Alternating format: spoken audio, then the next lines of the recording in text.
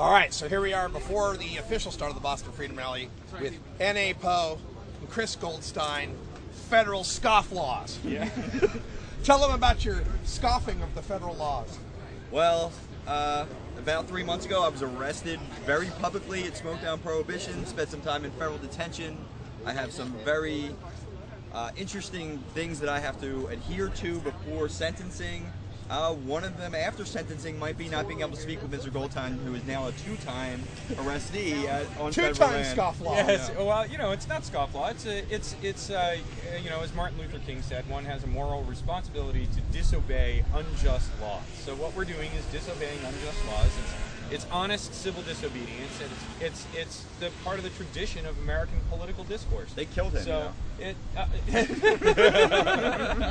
well, right now, actually, as I say, when Poe and I are in the same space at the same time, the two drones that are assigned to us right now are crashing over our heads. So we've got a little time before they get a camera on us again from satellite. But watching the U.S. attorney come after us, for protesting in front of the Liberty Bell, what they did to Rich, and what they've done out here is absolutely atrocious. I mean, having Poe on stage, having these guys on stage at the First Amendment in front of the Liberty Bell, get tackled by law enforcement, and even me at Occupy, where Poe and I met at Occupy Philadelphia. Believe me, we've seen armies of police come out to protest before. Don't even sweat it anymore. Yeah. But the idea, we're used to the police coming out with zip ties and pepper spray, but these officers came out to the Liberty Bell for a bunch of Americans who declared their intention to smoke a joint, armed with real weapons and tactical gear. I mean, it's not a dangerous act to smoke a joint.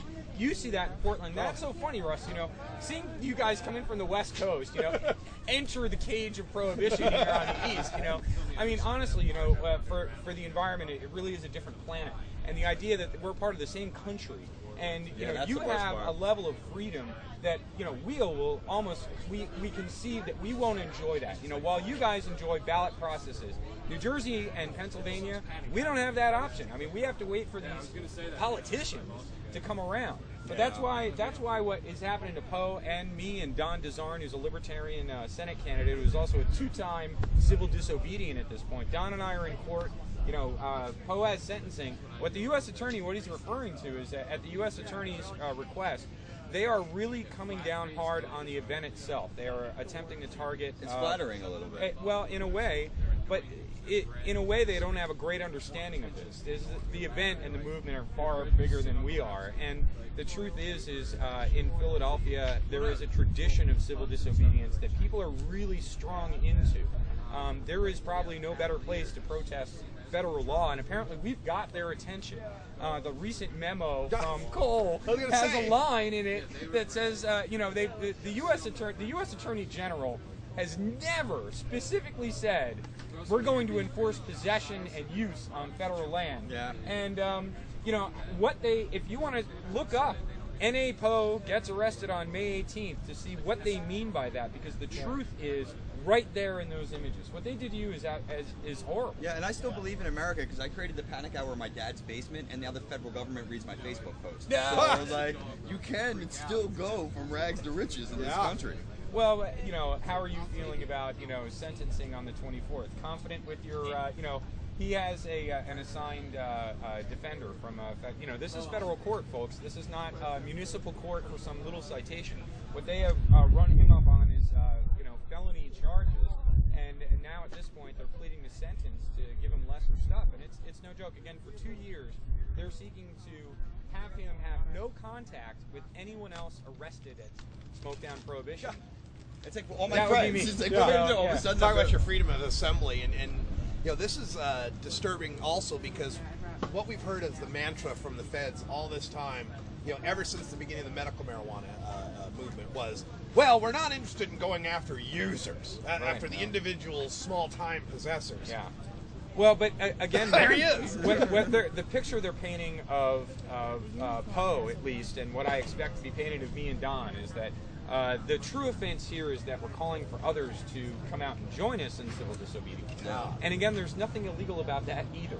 To be civilly disobedient and to call for civil disobedience in the name of a political cause is indeed our First Amendment right. Yep. And, you know, we should never stand to see those liberties taken away. And, you know, when people talk about what's going on today with the NSA, hey, folks, the DEA really wrote the book on wiretapping, folks. Yeah. And, you know, the drug war has softened America up to all the violations of liberties, all the violations of security, and everything that we experience today. It's like and if, you know, I was going to say, if we ever want to take this stuff back, marijuana legalization nationally, federally, and taking this stuff on and exposing what they do in this and what they do, we have a massive militarized operation with U.S. Fish and Wildlife, the National Park Service, the Department of Homeland Security, SEPTA, which is the local transit police, Philadelphia police. I mean, all this multi-agency, the U.S. Attorney's Office, and they come out and tackle a comedian activist for smoking a joint. It's like we're the Gamguido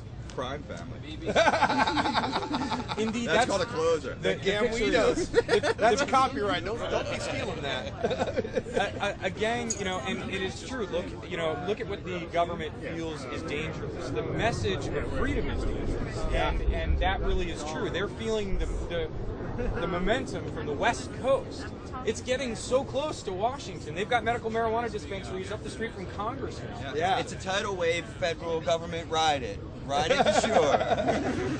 So, you know, I mean, so how you feeling now with public? Well, I feel like, you know, they're not going to be able to stop this movement, Chris, and if they can sideline what I'm doing, you know, and if they really think that I have that much power, they're going to see how much power I don't have when the power of the people speaks to the liberty power. Absolutely. Now, you know, even if it is unfortunately successful, if the federal government stands in the way of our individual ability to participate in this event, it's going to go on without us. I mean, the truth is, they'd be better off stopping their effort to keep us away from it, because quite frankly, we've kept it, you know, we have a conversation with everybody there. It's really well organized, I feel, and our relationship there has been good. So, you know, we camped out for Occupy 1776. Poe and I were out there on that same site with the tent, with a lot of the same rangers. Yeah, you started that, so I can technically tie all my troubles back to you. Yes, absolutely. It's all your fault, Chris. Thank you. And that's directly to St. David Meminger and Dan Goldberg, the U.S. attorneys there in the Eastern District of Pennsylvania. Hi, Dan. Who are watching this show. Richard Goldberg. So, no, in some ways, though, these cases are, not many people get arrested for simple possession of marijuana by the federal government. So we'll see what happens. You know, I'm retaining an attorney, so I can't really announce who he is until next week, but I'm really confident that I'm going to have an excellent representation. So will Don DeZarn. You know, Don and I are in this together, man. You know, he's been at all of our protests, running for office, something I've never done and probably won't ever do. Weedman 2.0. You know. Yeah, and Don deserves a lot of credit, and you know, we're in this together. So I don't know. We'll see what happens. I hate to say I'm looking forward to it because of the circumstances. I'm anxious to see the outcome for sure. All right, well, folks, check out NAPO on the Panic Hour, thepanichour.com. And we'll get that on replays on 420 Radio as soon as we can.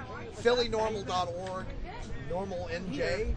I think that, you know what, Normal New Jersey is here today. I think they have a new website. We'll check them out on Facebook, and definitely check out freedomisgreen.com. Freedomisgreen.com. Hey, we're here at the Boston Freedom Rally. We'll see y'all later. Thanks, bro. Good, man.